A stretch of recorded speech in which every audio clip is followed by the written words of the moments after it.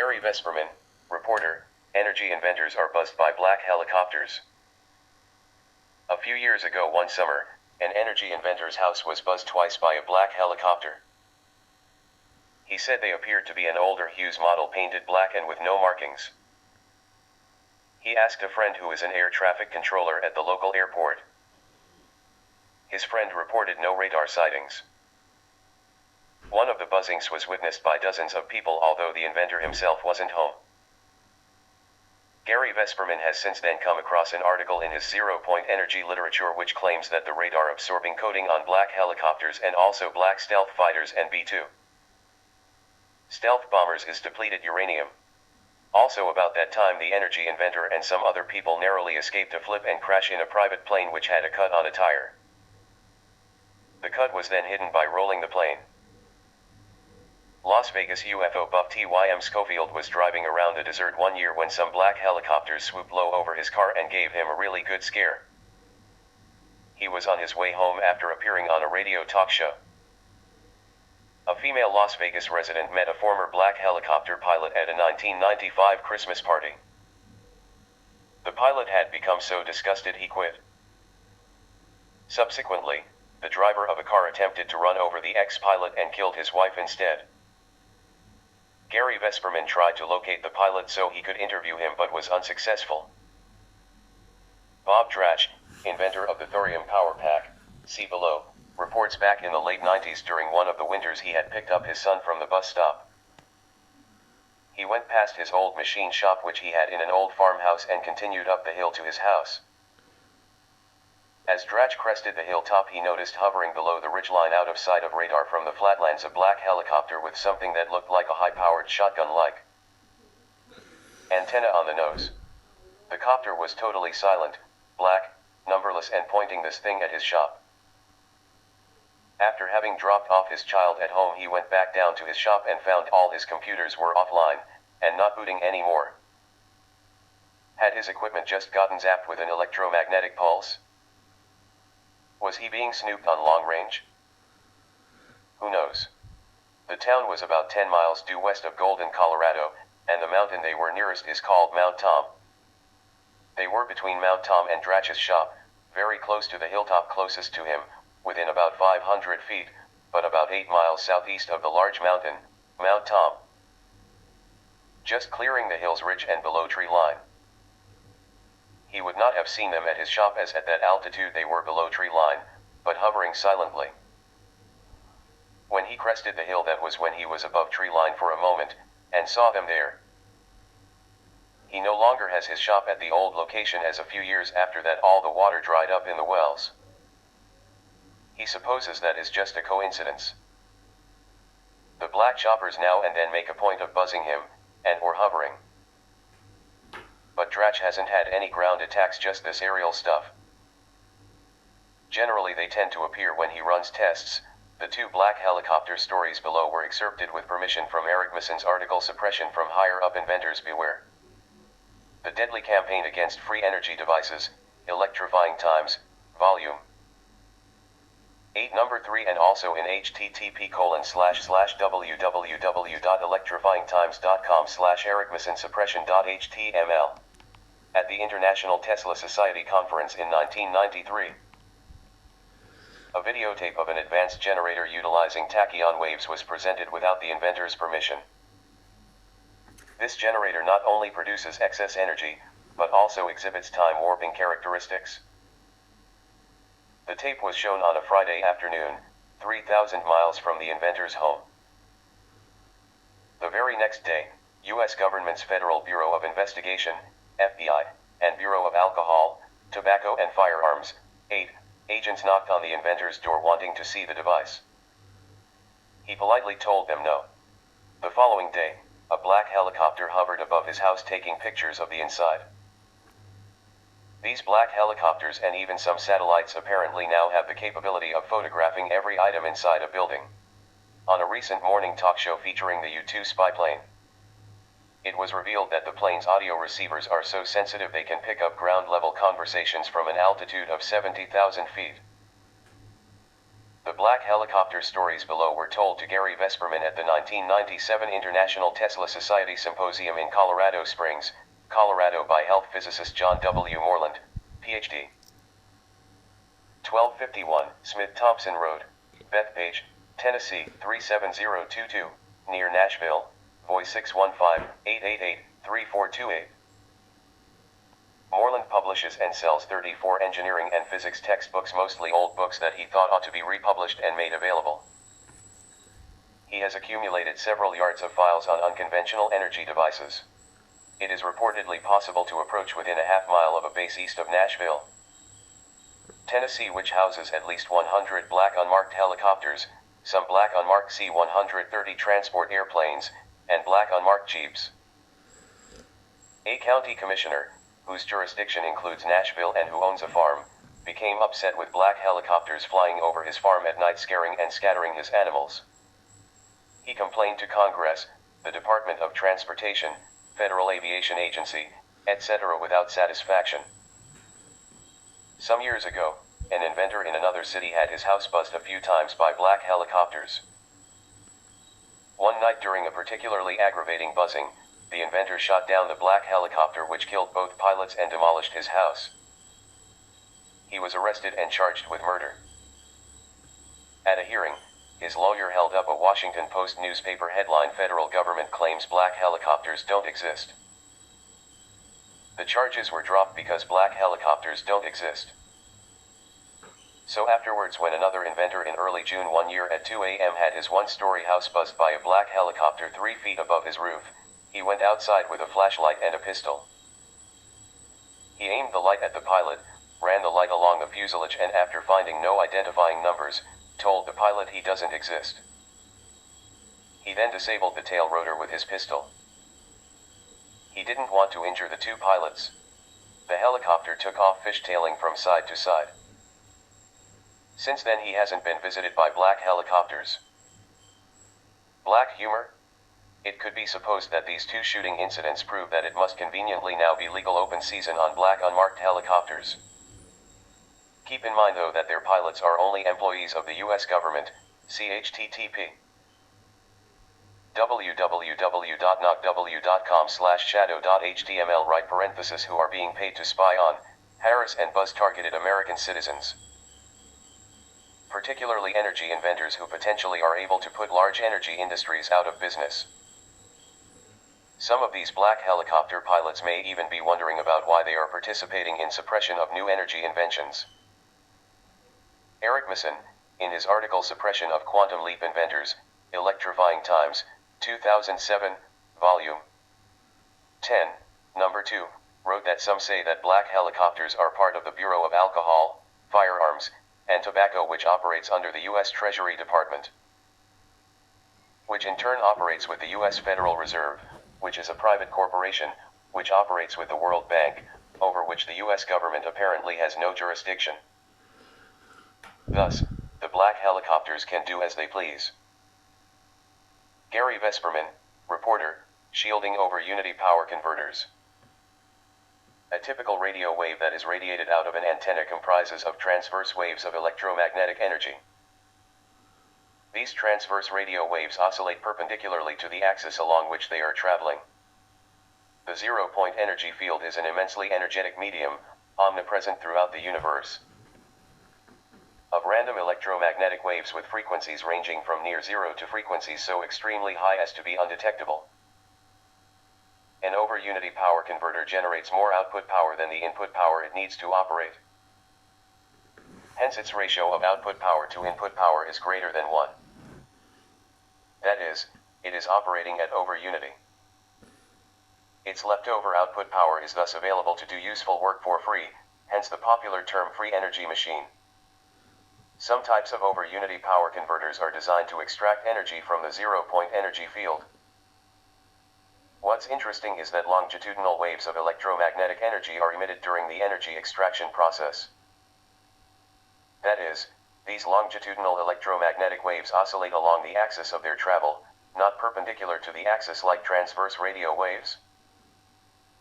Detecting these longitudinal electromagnetic waves requires special sophisticated instruments. The US government maintains a network of such instruments in orbiting satellites to monitor the entire Earth for these signals. This same network is also employed to usefully detect, locate by triangulation, and report lightning bolts in real time, which helps to justify the network's enormous expense. If a longitudinal electromagnetic signal is picked up, it is assumed that an inventor is experimenting with a working over unity power converter or generator. The location of the device is triangulated, and the inventor is then visited, liquidated or whatever by energy invention suppression hit squads in order to safeguard markets for gasoline and metered centrally generated electricity.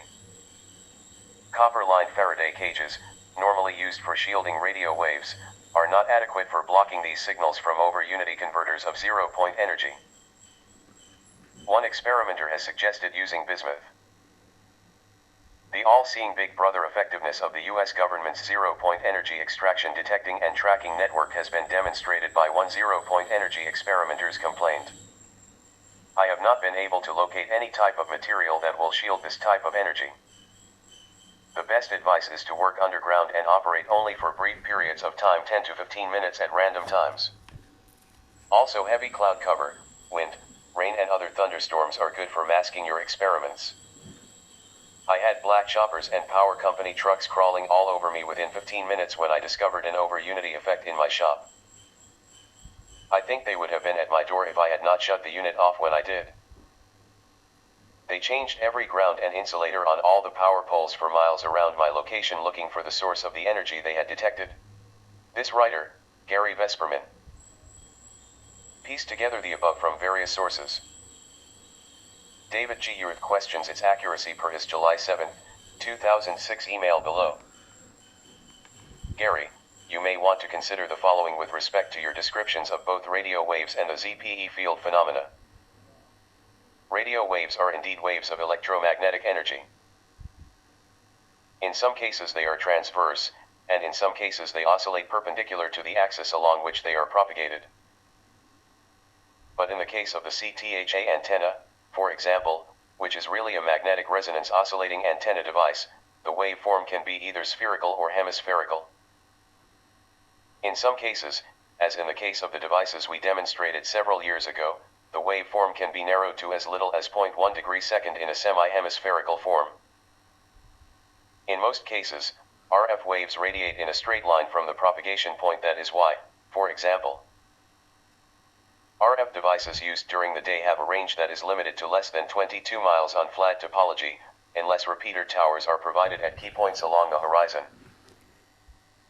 However, with the CTHA device, particularly when it is used on the surface of large bodies of water, and more particularly when used on the surface of salt water, the hemispherical waveform coheres to the surface of the water and is attenuated at only about 10% the normal rate of RF signals propagated through the air. In addition, because of the nature of water itself, extra low-frequency radio waves are the only RF waves that can be relied on to propagate a signal through any appreciable distance of water. However, with the CTHA, this is not true. These devices have been shown to send RF signals through the water at much higher VHF and UHF frequencies than any other known devices, with minimal attenuation and virtually no distortion. Why they operate in this way is not known to science in general and to the US Navy in particular. My notion about this is that the CTHA configuration propagates non-local field effects as well as linear ones. Because the non-local effects are neither understood nor optimized in the current technologies, what we observe is the effect of a non-linear wave propagation device used in applications which are typically linear. The Y-bias manuscript explains how this works and why it is important. Finally, the zero point is probably not an immensely energetic medium, omnipresent throughout the universe. Of random electromagnetic waves with frequencies ranging from near zero to frequencies so extremely high as to be undetectable. Rather, as the Y-bias research suggests, the zero point is the interface between the physical vacuum and the 4D physical universe we live in. It is not something extrinsic to the physical world we observe but is utterly intrinsic at the finest scales of organization. This insight is the reason the Y-bias information is so important. What it means, for example, is that neither Tom Bearden's mech nor Korea's argon generator is really operating at the 0 point or anywhere near it. Rather, what they are doing is tapping the quantum pump that operates within the organizational structure of all matter and energy at the fourth scale of development to liberate an infinite supply of electrons via one biased voltage schema or another. What the Heaviside equations and Whittaker's formulation make clear quaternions is that every variety of physical material exhibits a quantum oscillating frequency. Modern science has only just begun to understand the importance of this concept, so the literature is not yet replete with references to the quantum frequencies of all the elements and their isotopes. Nevertheless, when the quantum frequency of any material can be excited by an outside force which causes it to operate in a narrowly defined local in terms of a harmonic resonance, the dynamic properties of self-organizing criticality kick in to produce exponentially more powerful internal oscillations than would normally occur within the subatomic structure of the material. We know this because when carefully prepared isotopes of certain rare earth materials are intercalated within the crystalline lattice structure of conductive thin films, and then exposed to permanent magnetic fields, the atoms of the isotope produce prodigious amounts of electrical voltage and current continuously, without consuming either the atoms themselves nor the materials within which the atoms are held in stasis in the lattice itself. We have a prototype engine which is in its third generation now that has been operating continuously for 76 days. The data recorder shows that the power output has remained steady day and night throughout the test period. The mass of the material has not changed one iota in that time, and neither has the composition of the substrate, the crystalline material, or the original atomic isotopes themselves. Bearden solved the source charge problem partially when he demonstrated that mass is organized and deconstructed at the 0 point with a quantum frequency that absorbs a virtual photon from the physical vacuum and then liberates a real photon when two virtual charge ensembles combine to form the organized datum, which is characterized at the second scale of organization. This operation goes on continuously within the heart of every iota of material found everywhere in the universe. It is this fact, borne out by the Y-bias analysis, that gives the lie to the Big Bang theory. All primary particles were not created at the instant of the Big Bang. Instead, everything about the cosmos is being recreated at a quantum rate all the time, at every address in the cosmos, continuously, as part of the autopoietic nature of this physical dimension. So when any inventor tells you he is generating transverse waves of non-local propagation when tapping the 0 point, you can write that research off as fundamentally flawed because the phenomena you are referring to has nothing at all to do with the 0 point. Dave, this writer, Gary Vesperman, recently edited David G. Urtha's groundbreaking 153-page physics monograph Y-bias and angularity copyright. The dynamics of self-organizing criticality from the 0 point to infinity. I also edited Urtha's 380-page Seeing Past the Edge, which explores and ties together such advanced scientific topics as nuclear physics, mind-matter connection, holographic universe, and the torsion field.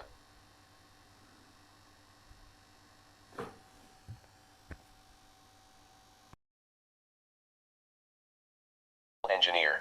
Advanced form of plasma discharge energy. An inventor and a Ph.D. electrical engineer from one of our prestigious universities had made a breakthrough on an advanced form of plasma discharge energy. They hired a hall in a mid-sized town in the US to show off their new discovery. It was an impressive demonstration.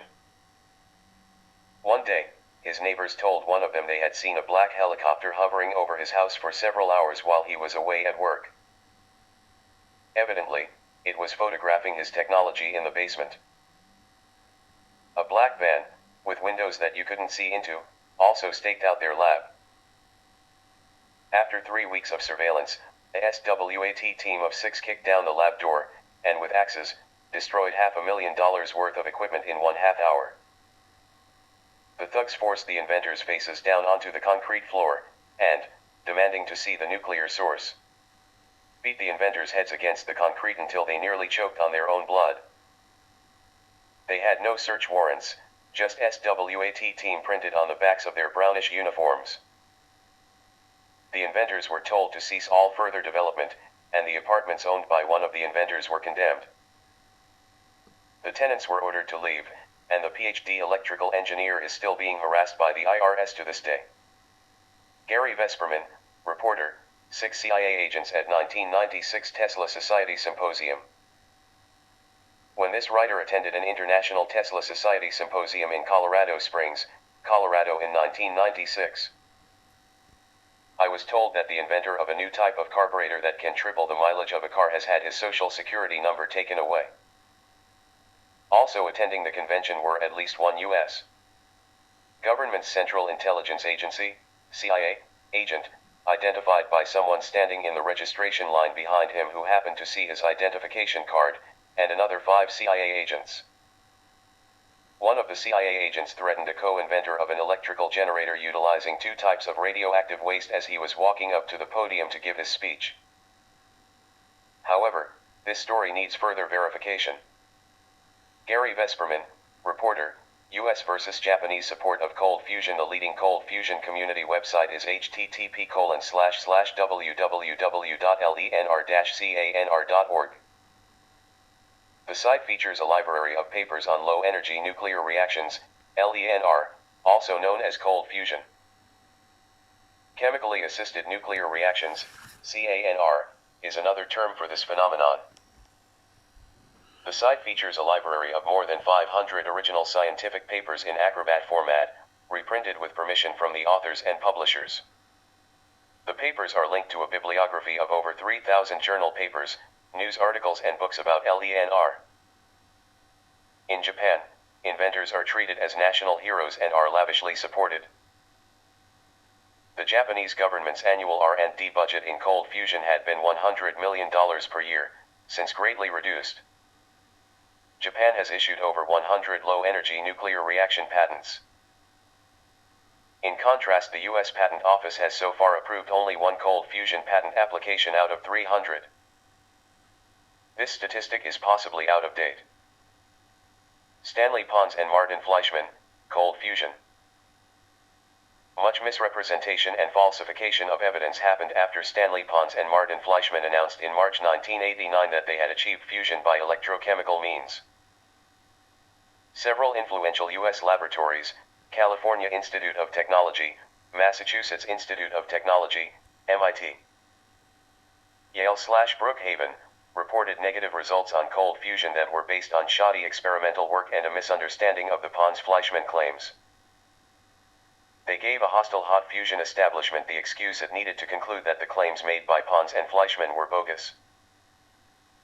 In November 1989, a U.S. Department of Energy panel concluded the same after a shallow mock investigation of only 7 months. Eugene F. Malov, Doctor of Science, was the chief science writer at the MIT News office at the time. He played a part in exposing the MIT report as mistaken, possibly fraudulent, and resigned in protest over it in 1991. It is ironic that each of these negative results were themselves the product of the kind of low-quality work of which Fleischmann and Pons were accused. The difference was that the report said what the hot fusion community wanted to hear. This was the legacy of the 1989 ERAB report, but that legacy must now be reversed, and it will be, however long that takes. Dr. Malov later founded and edited published Infinite Energy magazine until in May 16, 2005 he was robbed and bludgeoned to death by a pair of pathetic drug addicts. The 1999 issue 24 of Infinite Energy, in its 57-page special report titled MIT and Cold Fusion. A special report extensively documented that MIT violated the trust of its donors, employees and the public in the integrity of its scientific research into cold fusion. In addition to suppressing cold fusion, MIT has also suppressed its solid-state lithium-ion roll-toroll battery patents, which would increase the efficiency and performance and lower the cost of electric and hybrid vehicles. See Remy Chevalier's report below on NiMH and solid-state lithium-ion batteries. Chevalier does ask, is it because MIT is cashing checks from the Rockefeller brothers and the Ford Foundation? So he may be hinting that, possibly based on inside information, MIT's suppression of cold fusion and its battery patents is due to its secret protection of the oil auto monopoly. Most people, including physicists, continue to be unaware that low-energy nuclear reactions are real, and have been verified in hundreds of experiments throughout the 1990s. In February 2002, the Space and Naval Warfare Systems Center of the United States Navy in San Diego released a 310-page report titled Thermal and Nuclear Aspects of the Pd/D20 System that discusses the overwhelming experimental evidence that the cold fusion effect indeed exists. Dr. Frank E. Gordon, the head of the center's Navigation and Applied Sciences Department, writes in the foreword that cold fusion continues to be ignored by the scientific establishment, and, to add insult to injury, is being used synonymously with bad science. Usually in such expressions as the cold fusion debacle, constitutes one of the greatest scientific scandals in human history, and a human tragedy. While wars over oil are being fought, a potential source of energy that could solve humanity's energy problems for all eternity is being ignored by all but a small community of researchers. At the same time, the dead-end hot fusion program continues to receive billions of dollars in public funds. If there is a scandal associated with cold fusion, this is it. Source: The Suppression of Inconvenient Facts in Physics. The Cold Fusion Scandal. Rochesborner, Ph.D., Cold Fusion Times, Vol. 12 No. 2, August 2005. See also http://www.std.com/tilde-mica/cft.html. Excerpted from The Suppression of Inconvenient Facts in Physics. http://www.suppressscience.net/physics.html. This paper compiles instances of suppression of honest examination of flaws in some of the major theories held inviolable by Western science bureaucracies. In addition to the supposed impossibility of cold fusion and low-energy transmutation, mainstream Western physicists hotly defend, in spite of inconvenient facts in physics, relativity theory. The constancy of the speed of light, absence of signals traveling faster than the speed of light, quantum theory, Big Bang cosmology, impossibility of anti-gravity, commercial hot fusion, and the second law of thermodynamics. Mitchell Swartz, U.S. Patent Office blocks cold fusion patents. Mitchell R. Swartz, M.D., South Carolina D., has 4 electrical engineering degrees from Massachusetts Institute of Technology. He is an engineer and physician who has been inventing for decades, and has received many patents. 2 of his previous patent applications went to the Board of Patent Appeals and were subsequently issued. Yet, even with that extensive experience, never before had Swartz seen such misbehavior, systematic prejudice, conspiracy and disingenuous statements as has been demonstrated by the U.S. Patent Office regarding several of his patent applications involving lattice-assisted nuclear reactions and devices which measure conditions leading to such reactions, often referred to as cold fusion.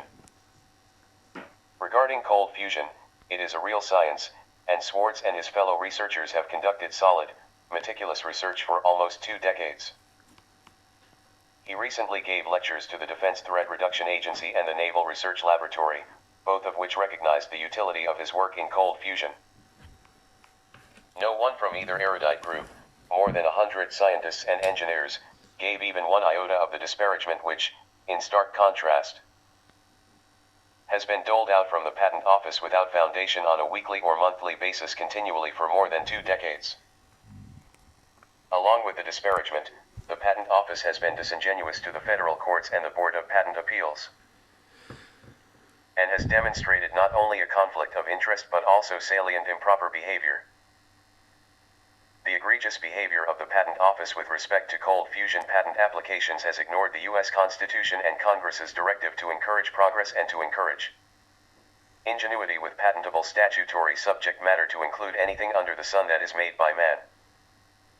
Supporting said congressional directive, attention is directed to the fact that issuing a patent would normally be mandated because these processes involve the loading of heavy hydrogen into palladium and its generation to form helium and heat. Such transformation has been declared patentable by the federal courts. The Patent Office's use of a 2-tiered system to chronically discriminate against cold fusion violates many federal laws. Out of more than 300 cold fusion patent applications, the Patent Office has issued only one patent, and that single patent is believed to be the Patent Office's accident mistake. To illustrate exactly how the Patent Office methodically destroys cold fusion patent applications, and probably many other energy patent applications. Swartz describes 2 patent applications of his which had nothing to do with the cold fusion process directly, but were in fact methods of improving technologies of measuring loading of hydrogen into metals and of measuring heat production, calorimetry. They both just happen to be useful to cold fusion. The mere hint of application to cold fusion at the Patent Office was enough to warrant, as they see it, harassment, discrimination, and obvious deviation from normal procedure. The Patent Office concocted several false reasons to scuttle his applications. For example, the Patent Office falsely claimed that Swartz had purported that there was excess heat in the invention of a method for improving the measurement of loading of hydrogen into metal. However, those 2 words were never even mentioned in the patent application. Swartz pointed out to the Patent Office their error, who then studiously ignored his affidavit timely filed and supported with many other declarations supporting him. The Patent Office's decision to deny the calorimetry patent application refers to cold fusion 86 times by inaccurately substituting the words cold fusion for the words and phrases heat production, activity, electric power drive, thermally monitoring, thermal output, optimum drive condition, and even for multi-ring calorimeter. Showing systematically hostile, abusive behavior to Swartz and his patent applications, the Patent Office would frequently ignore and not even officially log exhibits and declarations. For example, the Patent Office denied the validity and workability of his 2 inventions in spite of substantial peer-reviewed documentation of careful measured, professionally witnessed experimental results of actually working prototypes. The Patent Office was able to back up such denial simply by not bothering to log pertinent documents. To avoid responding to what was filed, which is actually required by law and custom, the Patent Office brazenly relied upon reference to art irrelevant to the actual specifications and claims. Responding to the initial denial of his patent application for a vibrating electrode for measuring the loading of hydrogen into metals, Swartz appealed to the Board of Patent Appeal. In their decision to again deny his patent application, the board's decision incredibly included only two sentences pertaining to the actual invention. The remainder of the decision's 28 pages comprised of a stale, totally irrelevant carbon copy attack on cold fusion and doctors Pons and Fleischmann. This has been one of the Patent Office's typical distraction processes. The Patent Office has routinely made many false statements in federal documents. For example, they falsely stated once there is no disclosure involving temperature, and again for voltage. Yet the applications do discuss temperature or voltage, and Swartz in his July 30, 2007 letter to Gary Vesperman cited the actual pages where these parameters were discussed more than once. These 2 inventions are only 2 of more than a dozen patent applications Swartz submitted to the Patent Office where the response has been disingenuousness, obstruction, and failure by the Patent Office to abide by a uniform standard consistent with their own rules. In summary, it is important to remember that this is not an issue of a difference of opinion. It is about a 2-tiered system to enable chronic discrimination, suppression, against cold fusion and probably many other energy inventions. It is about an agency of the U.S. government thumbing their noses at the U.S. Constitution, at the U.S. Congress, at American security, and at American citizens. It is about an agency losing checks, losing pleadings, losing exhibits, and failing to answer declarations and pleadings over 17 years. The Patent Office remains quite comfortable and shameless as it viciously ignores Article I, Section 8 of the U.S. Constitution, the explicit directives of the U.S. Congress which funds it, and even its own rules. It is egregious and odious that some in the Patent Office use systematic disingenuity to rob inventors, and more importantly America itself, of these American-crafted energy-related inventions. The cover-up of cold fusion is complete, as the applications are now transferred overseas to hurt the United States of America. Source: in his July 30, 2007 letter to Gary Vesperman, Mitchell Swartz backs up his allegations with specific citations of law, reference to tilde 140 pounds of over 300 indisputable papers submitted as evidence. Legal briefs, etc. Swartz also mailed to Vesperman the August 2005 issue of Cold Fusion Times and a copy of a 39-page petition to the U.S. Supreme Court for a writ of certiorari appealing a negative decision by the Board of Patent Appeals and Interferences. Having never before seen a U.S. Supreme Court legal document, I found the petition fascinating to skim through. For instance, I counted 62 references to previous cases. I used to work as a technical writer preparing computer manuals for 18 Silicon Valley companies. The materials Swartz mailed to me confirm the suspicion I have had for a long time that patents demand the ultimate in technical writing.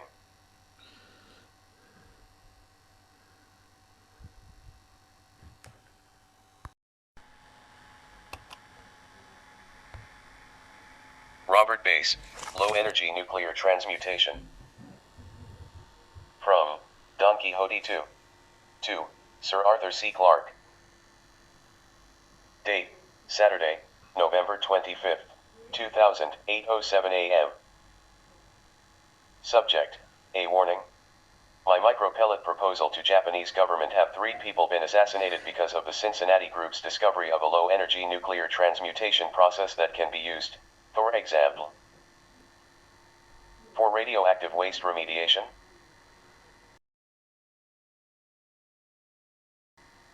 The original 14 addressees are all editors or investigative reporters.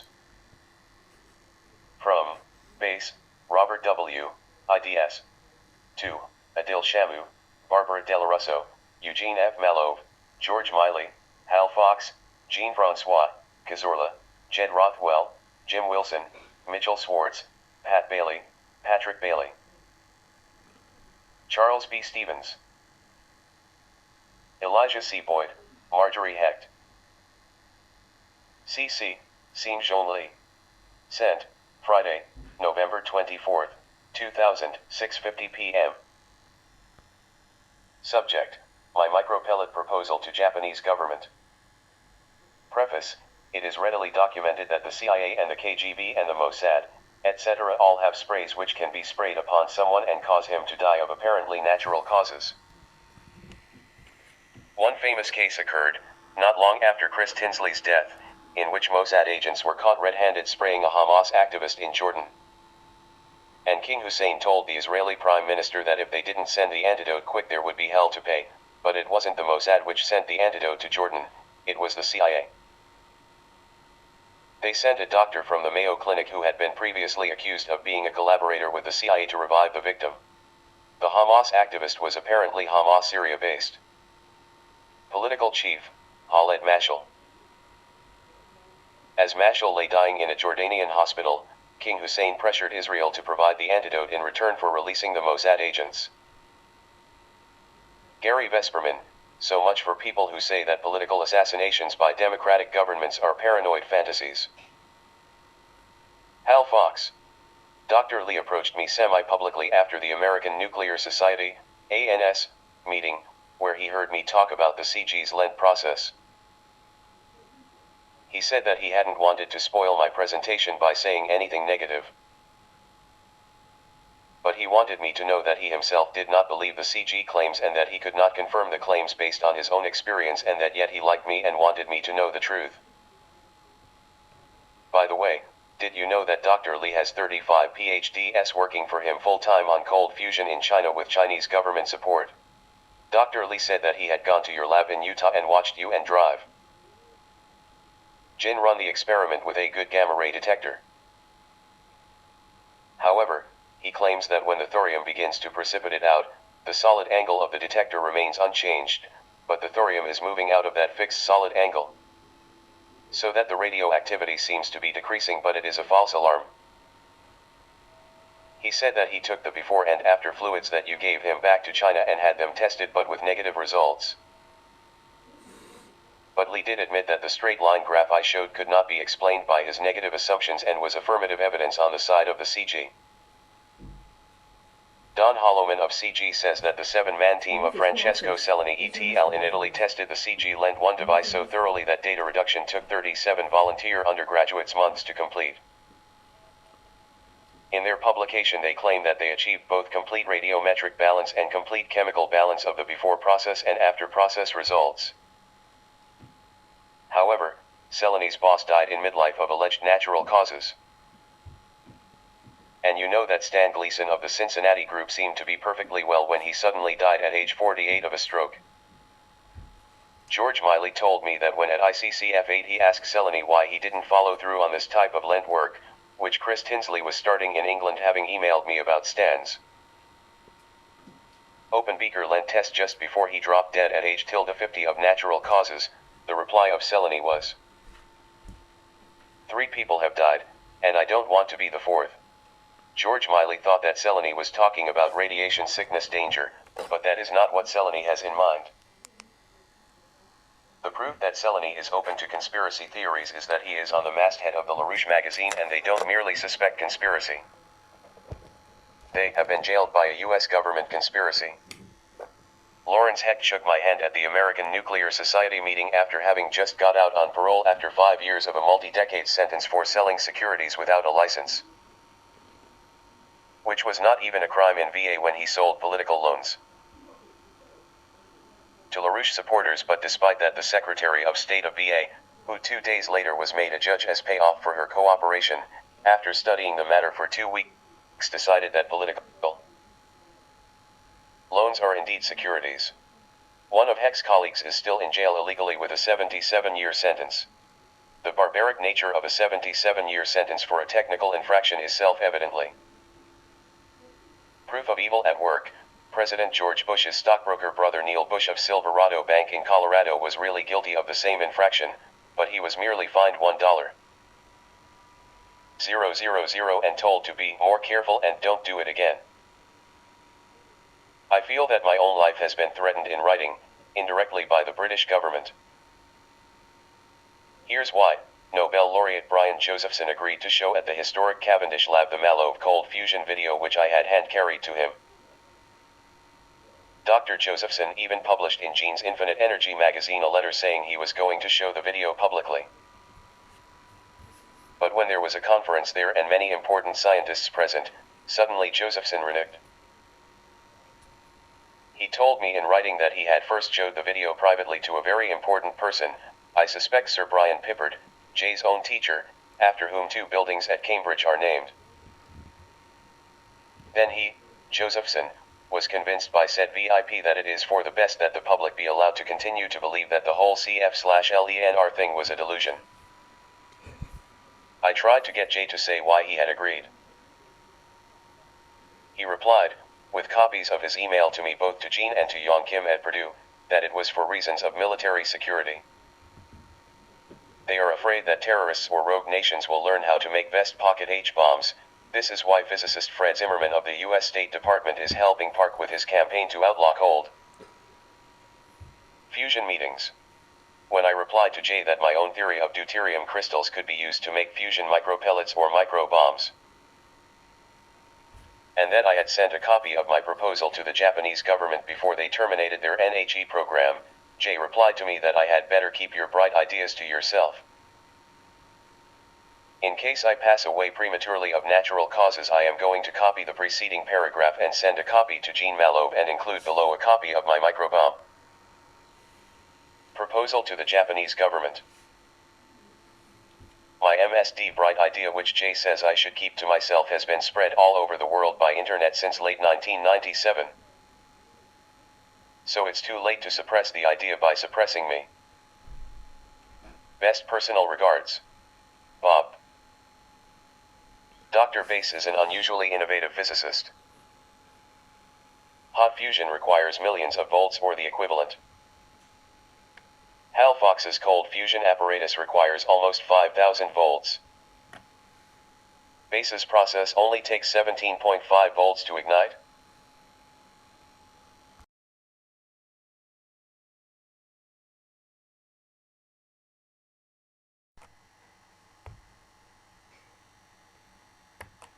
Bob Dratch, thorium power pack. Bob Dratch's thorium power pack would generate electricity at approximately 1/10 of the cost of current methods of producing electricity. Thorium is sufficiently abundant that the entire planet can be powered for millennia. After 10 years of continuous operation, a trace amount of U-233 is produced. U-233 recovery to repurify the thorium is easily accomplished. Thorium thus lasts a long time when recycled and consequently is a very efficient energy source. After extraction from ore, thorium does not require energy-intensive enrichment as is the case with uranium. A thorium-powered reactor is inherently safe. It doesn't run the risk of meltdown or explosion, nor can even a dirty bomb be created. Its nuclear reaction simply stops when its neutron exciter is turned off. The simplest and smallest tabletop-sized neutron exciter design is something close to the size of a 4D cell flashlight, and starts at about 500 kilovolt neutron output. In fact, this smallest, most cost-effective system can run off 4D cells for its power. A thorium power pack's neutron exciter does not use radioactive flux components as conventionally done for portable systems. Instead, it relies on Drach's invention of a novel method of resonant phonon pair cleavage using specifically designed nuclear lattice holoforms, holographic waveforms, to induce neutron imbalance in a host atom, where the host atom then attempts to establish balance through the liberation of neutrons. Drach demonstrated the first model of this novel design back in 1966. Commercial thorium power packs can be developed with 50 or 100 kilowatts of output for home use, and up to 1 megawatt for industrial use. They actually are power amplifiers with power outputs of 60 times over input power. Maintenance would be minimal. Predictably, Drach complains of harassment and even death threats for nearly 3 decades. He and his family do not enjoy any peace or security, and the police and district attorneys are allowing the threats to continue. That is what really stings. It seems like there is more than meets the eye behind the scenes going on. The same death threats and suppression are applying to every piece of technology Drach has been working on, not just the thorium system. The thorium system has the most impact, he believes, to the cartels. Drach had one small section on cold fusion, which he had published before Pons et al. Did theirs, and again it used properly shaped sonic fields to do the separation. The scanning system was the basis again for obtaining the proper waveform patterns. Drach supposes his problems appeared after he demonstrated his inventions at the Global Sciences Conference and during his workshops since the late 1980s. He has some ideas about who the perpetrators are on the international scene, but nothing really firm. It does tie into Russia and the Middle East. At one point during an early workshop there was a Chinese scientist attending, who worked for the Chinese government and identified himself as such. To develop his driving patterns for the neutron generation function, Drach uses his scanning system, which seemed to have been the initial crux of where the recent bout of suppression started. That was pioneered in 1985, developed by 1988, and in full use by 1990. Drach unfortunately has a few more stories about being harassed and death threatened to him and his family by stalkers trying to get proprietary technologies. One stalker has been arrested and taken off his property. The stalkers got away without being brought to justice. The courts instead wanted to cite Drach in contempt for dare showing that the stalkers were harassing and threatening him. Since that time back in 1992 the same stalking has gone on. There has been email and phone harassment, and the DA's office and police don't do a thing. Drach writes about his technologies on his website http://www.bob-dratch.org. Among the topics Drach covers are energy stuff, anti-gravity stuff and consciousness-altering stuff. The earliest suppression was when Drach's patent application was stolen out of the patent examiner's room and handed off to cronies to develop and exploit. Drach was the one who designed the equations and concept of the Global Positioning System, GPS, that was back in the very early 1970s. As best as Drach can determine, the Department of Defense was who the information he submitted at the patent office was directed to. That loss and damages is insurmountable to him. he has proved that his equations which were submitted at that time during filing are the same equations used to this day for the GPS equation. Tracing the evolution of GPS will reveal all the parties involved if one can get past the suppression and cover-ups. It then went to a private professional working for the US government for their own version of the patent and assigned it back to the government. In the early 1970s, Dratch was offered $150,000 by them to sell out to them. He refused, saying this is worth billions. Little did he know it was worth trillions. In the mid-1980s, Dratch designed a biosensory system that seemed quite capable of sampling fields and generating data signatures making up that object scanned. He continued to evolve the technology. It took on many forms. In about early 2001, he was contacted by the US Air Force to modify that system to locate underground unexploded ordnance. The US Air Force got at his expense about $180,000 worth of consulting and demonstrations, doing a bench test showing that his technology would work. They promised a series of further steps leading to contracts. They then disappeared after they apparently felt they had enough proof that the concept works. Dratch subsequently was told that they had handed over the research he did to a professor in Denver who to this day still hasn't solved the missing pieces that they weren't able to figure out. After having given a demonstration of the sensory technology in the early 1990s, Dratch was stalked, harassed, and death threats were made to him and his family to the tune of "give them the technology or else." At one point, 2 of the stalkers came on his property armed with knives and were trying to either kill him or his family, to carry out their threat. The sheriff came and hauled them off. When the trial came up, the judge let them walk out free with no penalty, just a slap saying, "Don't bother Mr. Dratch again." The judge threatened Dratch with contempt of court for having even brought this to his attention. That was in 1992. Since then, Dratch has been regularly harassed and continually threatened. The police still refuse to go after the stalker and threatener. They are using extortion now as the current level of threat.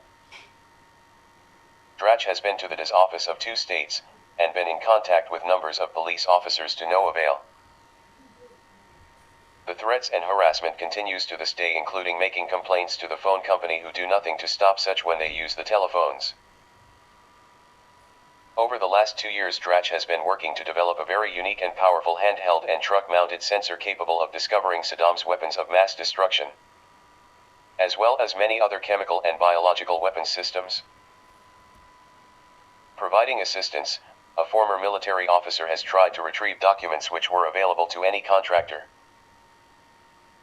But Dratch and the officer were prohibited as they aren't part of their crony system of preferred contractors. They needed specific signatures which the US government has on hand to calibrate their system to what it had to look for, the chemical agents. Having the signature isn't the formula, it is a roadmap that says contamination or a toxic situation is present. So troops and civilians are prevented from having Dratch's technology in a low-cost form.